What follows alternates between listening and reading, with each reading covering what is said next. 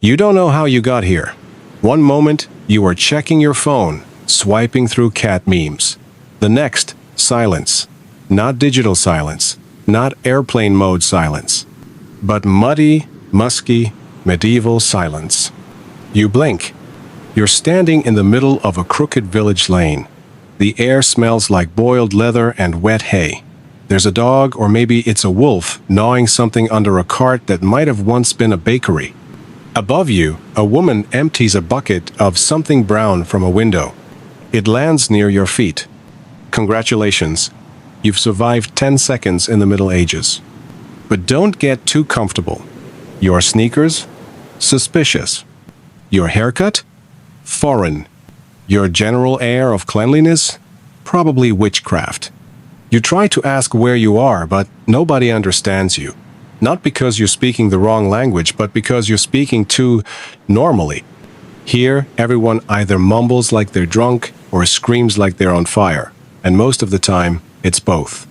Welcome to the 14th century, where death is always just around the corner, and sometimes it's hiding in your bread. You're not a knight, you're not a noble, you're not even a peasant. You're worse, a time traveler with soft hands and zero instincts. And the truth is, you won't survive the day. Let's count the reasons why. Reason number 1. The air itself wants you dead. You take a deep breath. That was your first mistake. In your time, air is mostly invisible. In medieval times, air has personality. It wafts, it clings, it announces itself, and above all, it carries death like a bouquet of rot. Let's talk about what you just inhaled. Smoke, horse sweat, dung, human sweat, tallow, mold, rats, urine, more smoke, more dung, a pinch of plague, and a suspicious amount of cabbage. And that's just inside the house. Welcome to medieval Europe, a time when the average city smelled like a compost heap with a fever. The people of the era, they were used to it. You have nasal passages still loyal to the concept of air fresheners. Every breath you take here is a gamble. You duck under a thatched roof to escape the stench. It doesn't help. The roof is made of straw soaked in chimney soot. The walls are wattle and daub, basically mud pies pressed together with cow dung. There's mold in the corners. The smell of tallow candles made from animal fat saturates the space. And then someone farts. You miss Febreze so much it hurts. Medieval logic. If you're dying, it's probably airborne. They didn't know about germs, but they had a feeling something in the air was trying to kill them. They called it miasma, bad air, invisible evil. They believed diseases floated in the breeze like whispers from Satan. So they tried everything to fight it. They stuffed herbs in their noses. They carried pomanders, little balls of perfume to sniff in crowds. They burned incense, sulfur, even tar, thinking smoke fought miasma. Some doctors even recommended carrying a dead toad in your pocket to absorb air poisons. You're starting to think the toad might have smelled better than this room. The plague, the pox, and the public latrine. Step outside again. The town square has a charming feature. A wooden bench with a hole in it. Beneath it, a cesspit shared by 3 families. It hasn't been emptied since King Henry was a teenager. The open gutter running along the street, that's not a decorative water feature. That's a medieval sewer. Rain carries waste to the next village, where they'll think it's their problem. And that breeze you felt earlier? Yeah, it's carrying something. Smallpox, dysentery, cholera, something called sweating sickness, basically death with a fever and diarrhea. You sneeze once and already feel a rash forming. Want to eat? You have to smell it first. You wander into a market, desperate to distract yourself. A woman is selling meat pies. The steam looks inviting, but the meat, it's gray. And moving slightly. Bit a pigeon, she says. Or rat. Hard to tell, really.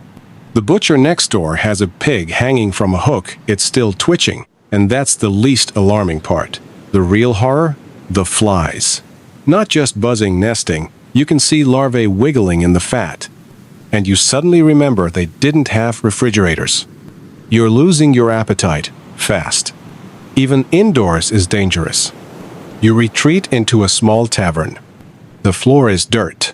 The ceiling is low enough to scalp you. There's a fire, but it vents nowhere. The smoke just hangs there like an old ghost. You sit down, coughing. The man beside you offers a drink. Ale. Good for the lungs. He grins, showing half a tooth. He smells like every illness you've ever read about in textbooks. You sip politely.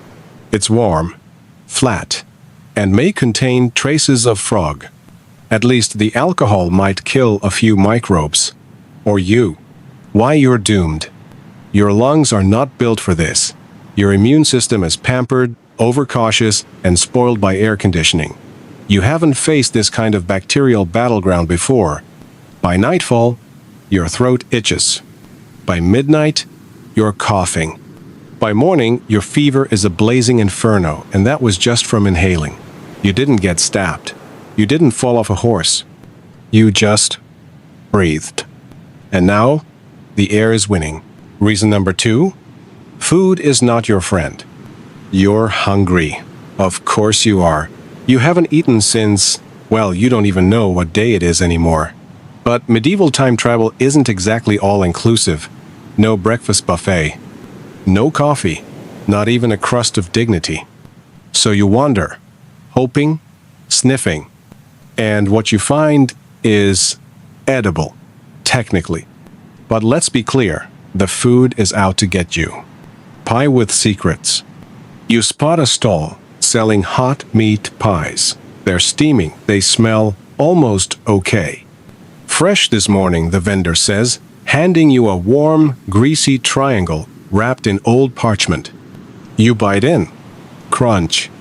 Then squish. Then crunch again. That's odd. You look inside. You see meat. But you also see feathers, something gray and glistening, and what appears to be a toe. You got lucky, the vendor shrugs. Yesterday's had a beak. You drop the pie, and now you're hungrier than before and emotionally damaged. Spices or spell components. You try something else. A bowl of pottage. It's a thick stew made from grains, cabbage, and mystery. The flavor is a mix of smoke, garlic, and regret. Medieval cooks weren't aiming for delicious. They were aiming for not deadly. But they often failed. To mask rot, they used spices, lots of them. Not for flavor, but for deception. Too much nutmeg? That's not creativity, that's panic. Cinnamon in fish? Someone's hiding something. Garlic in everything? That's garlic trying to cover up the crime. You're not eating food. You're negotiating a truce with decay. Let's talk about bread and why it's trying to kill you. Bread, humanity's oldest comfort food. Not here. Here, it's more like a medieval murder weapon. Your first bite shatters part of your molar. This loaf is harder than your sense of modern superiority. It's also green on the bottom, not mold, not entirely. That's ergot a fungus. It causes vomiting, hallucinations, and death, like LSD, but without the fun or consent. Some say it was responsible for witch trials, mass hysteria, and the invention of terrible dancing plagues. You're not sure, but you do know this bread is vibrating slightly, and that's not a good sign. You throw it at a wall. It sticks. The wall trembles. Blood sausage. It's not just a name. You find something familiar. A sausage. Thank the clay gods. It's called black pudding. A mix of oats, onions, fat, and blood. Hot. Steaming. Iron-scented. You try one bite. It's metallic. Slightly chewy. Uncomfortably warm. You take another bite. Your vision pulses. You see a pig. It speaks Latin. You spit it out. The vendor frowns. Not everyone appreciates tradition. You leave, spiritually shaken. No cold storage, only cold truth. They had no refrigerators, no ice, no clue. Everything is either dried, fermented, salted, or wishful thinking, and those are the safe options. Milk is suspect. Butter is loud. Cheese is sweaty. Fish smells like betrayal. Eggs hiss when cracked. Chickens look disappointed. And don't even ask about vegetables. Carrots are purple. Cabbages judge you. Turnips won't shut up. You don't eat to live. You eat to roll the dice. Why you're doomed. You were raised on expiration dates and clean kitchens. You believe medium rare is a reasonable request. You don't have the antibodies. You don't have the enzymes. You don't have the stomach figuratively or biologically. One meal in the 14th century and your insides become a Renaissance tragedy. You'll die on a wooden bench, surrounded by farting monks and suspicious stew. And your final thought will be, I should have eaten the rat pie.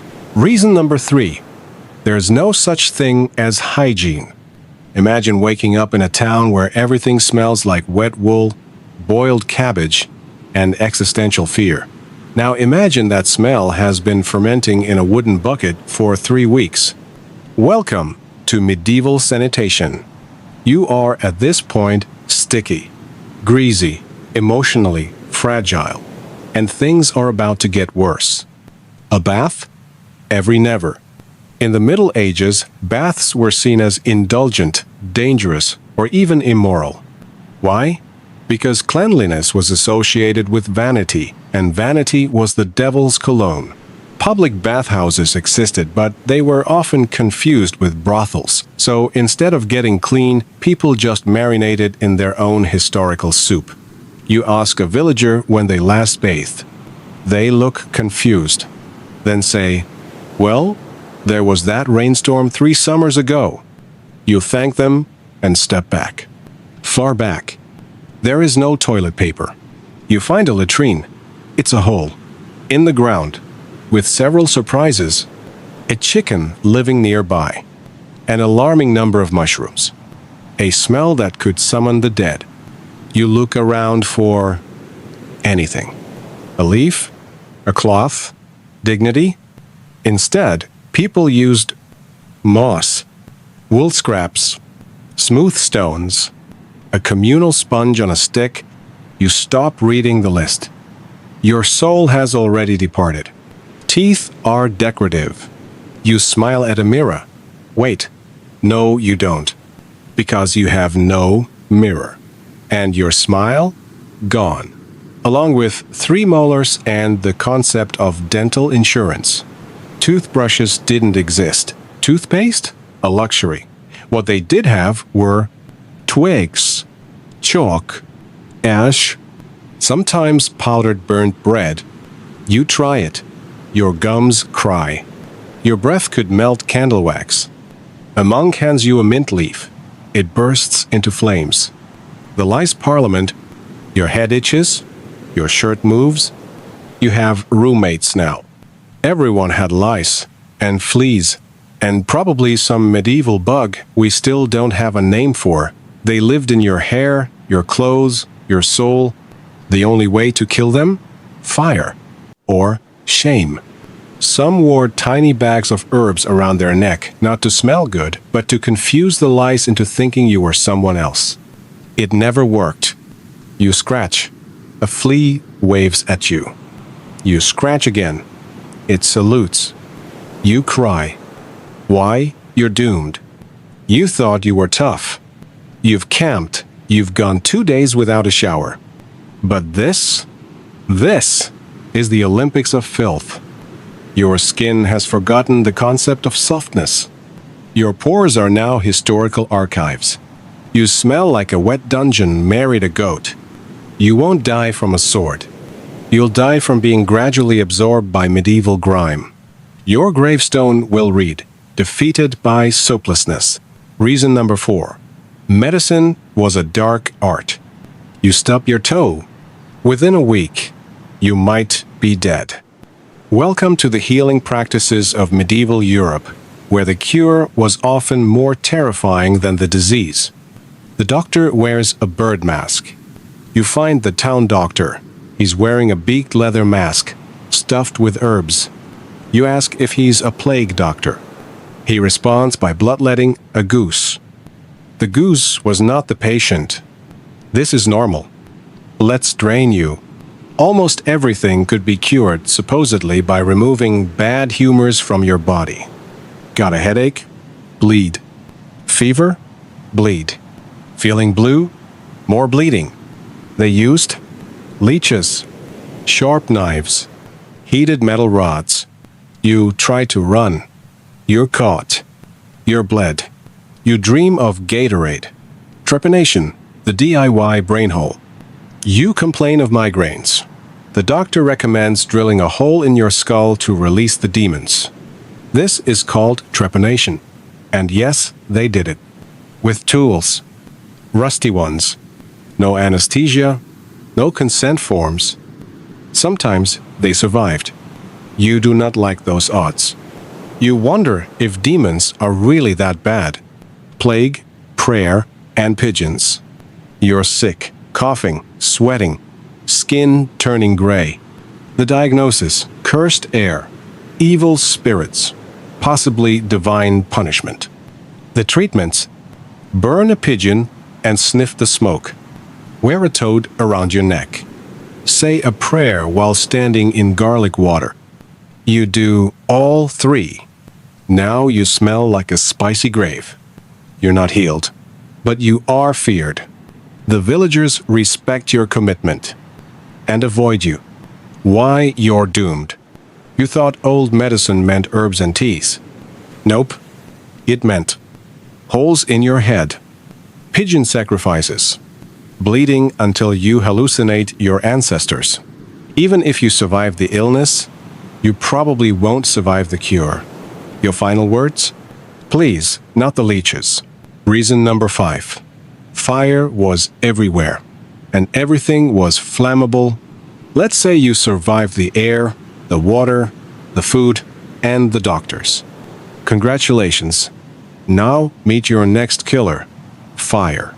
Not dragons. Not witches. Just fire. The fireplace that hates you. Every home has a hearth. The hearth is the center of warmth, cooking, and light. It is also the leading cause of everyone catching fire. Clothing, wool, walls, wood and straw.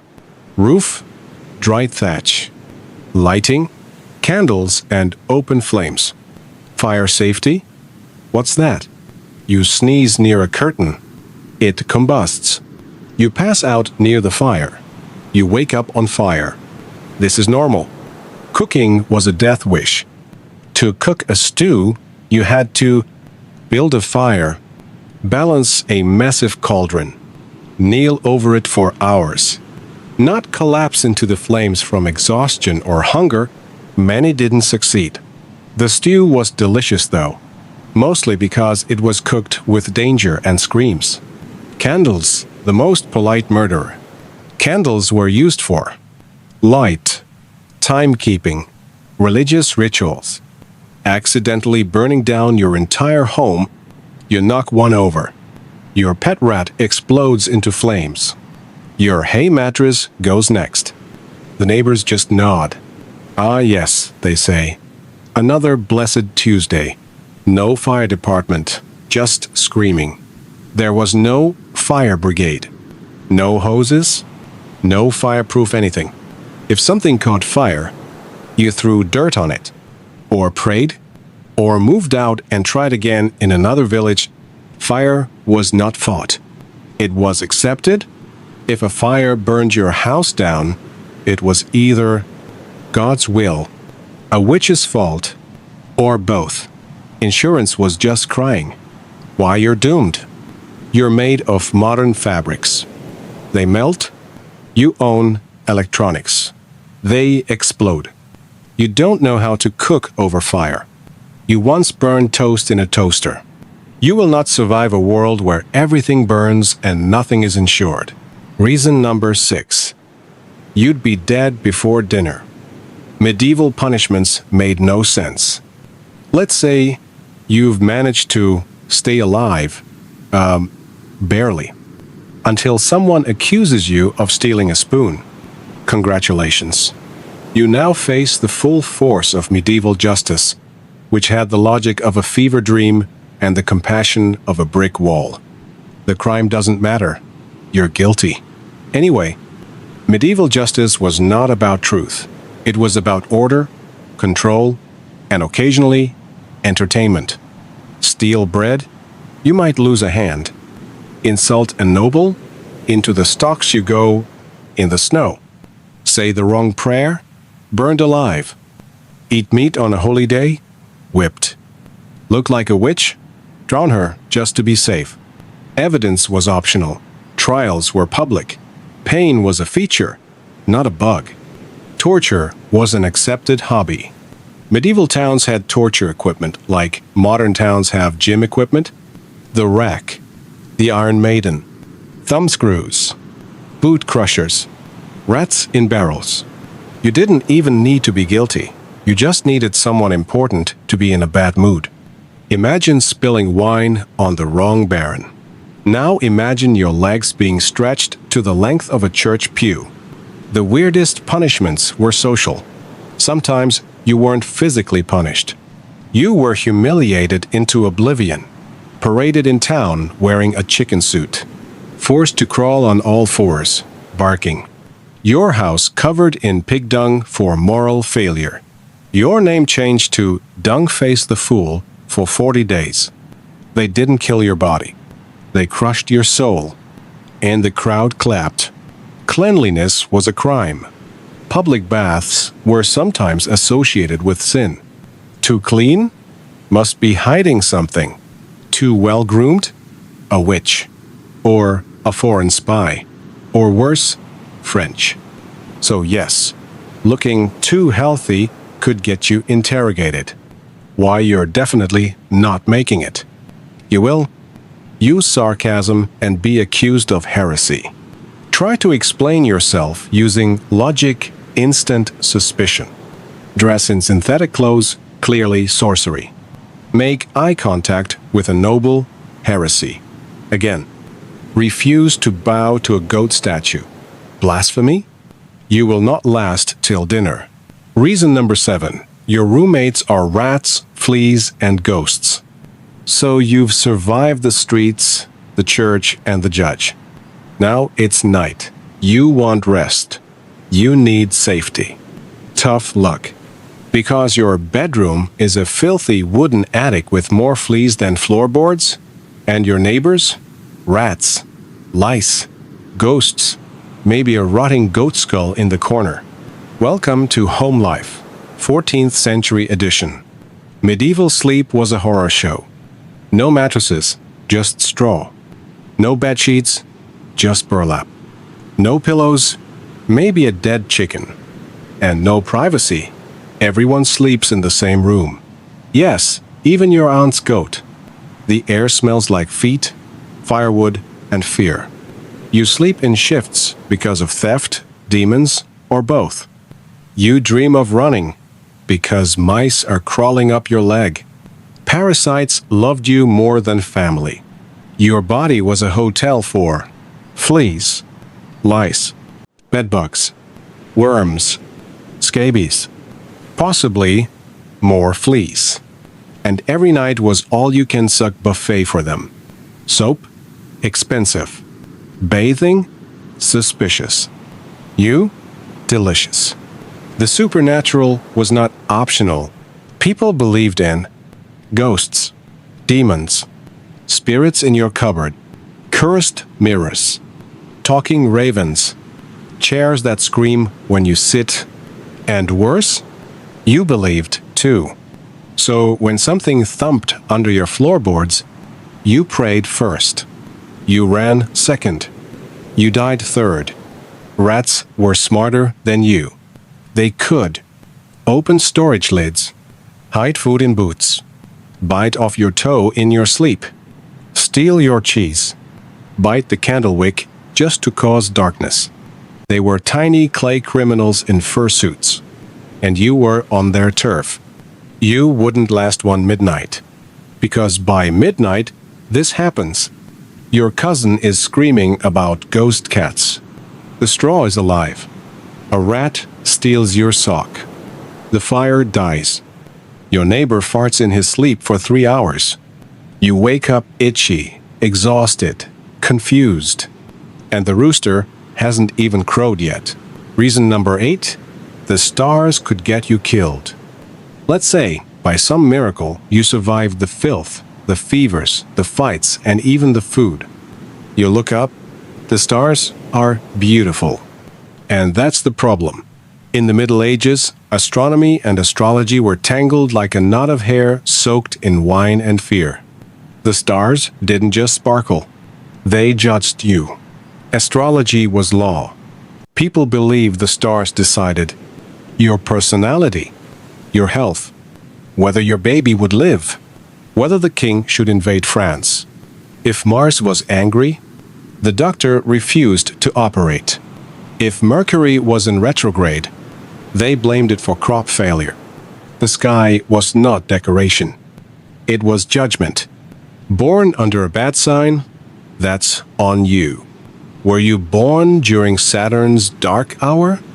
Congratulations. You were probably considered melancholic, doomed, suspect. In some towns, babies born under eclipses were left outside for the wolves to decide. That's not a metaphor. The stars could kill your reputation before you could even crawl. Star maps equals life maps. The clergy and nobility paid astrologers like people now pay lawyers. Your birth chart could decide if you were allowed to marry, influence whether you were tried for witchcraft, change your name, your fate, your land rights. If the astrologer said your alignment was cursed, you could be cast out, or worse, cleansed. You couldn't escape the sky. At night, the stars watched. During the day, people acted based on them. Even plagues were blamed on planetary misalignment. If a comet appeared, people ran. Some started confessing their sins on the spot. Others rioted. Because the stars, in their cold silence, were believed to whisper death. Conclusion: you were never meant to survive. You, sitting there in your temperature-controlled room with modern medicine, clean water, lights that switch on with a flick, you wouldn't last. You might think, if I had the right gear, the knowledge, the determination, I'd make it. But the truth is, the Middle Ages would break you in invisible ways. Not just your body, your trust, your hope, your mind. And maybe that's what made it all so terrible. Not just the rats, the rotting meat, or the madness, but the casual cruelty of a world that didn't care if you lived, or even remembered your name. There was no mercy in time. Time didn't wait. You got sick? No rest. The cows needed milking. You were grieving? Tough. The firewood still had to be chopped. There was no time to be human. You were part of a system designed not for survival, but for function. And if you couldn't function, you were left behind. The theater of pain. Pain was normal. Toothaches, infection, broken bones never healing right. Childbirth was a game of dice. Love could kill you literally, through syphilis. And yet, people laughed. They danced. They sang to the moon with cracked teeth and bleeding gums. Because that's what people do. Even when everything around them is broken. They pretend it's a play. And they perform survival. You wouldn't recognize yourself. If you somehow lived a week in the Middle Ages, you'd come back changed. Not wiser, not tougher, but shaken. You'd flinch at light switches, cry when hearing running water, feel a kind of grief for how fragile we truly are.